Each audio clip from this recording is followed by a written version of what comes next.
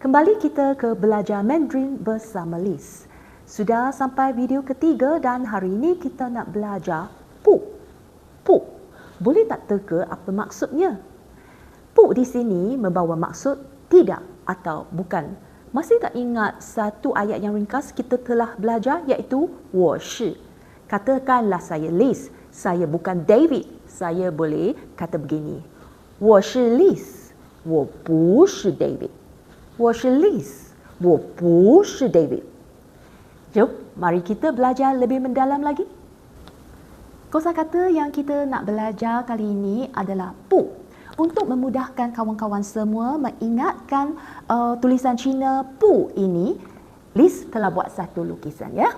Pu, bagaikan seorang telah memalangkan dia punya tangan. Dua tangannya angkat dan kemudian buat satu palang begini. Pu. Mirip tak? Pu. Okey. Pu juga adanya nada sendiri. Po u pu po u pu pu pu pu pu.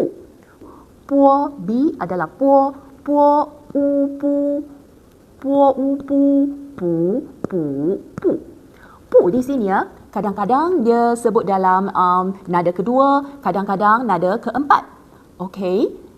Bila kita kata tidak, pu, dia muncul dengan dia sendiri sahaja, kita guna pu tempat.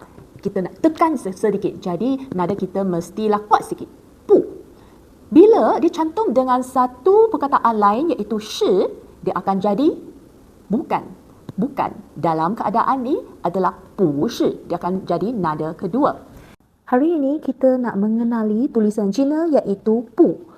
Pu membawa maksud tidak atau bukan. Kita sebut begini ya. Po u pu pu pu pu pu. Nada keempat dia, di mana dia punya tanda ya adalah turun ke bawah. Dan lukisan ini memang dibuat oleh Liz ya untuk memudahkan kawan-kawan semua untuk ingat ya, bagaikan seorang sedang memalang dia punya tangan kata tidak atau bukan. Bagaimana caranya untuk menulis ya? Tengok ya, semua tulisan Cina ni memang adanya sistem tersendiri prinsipnya.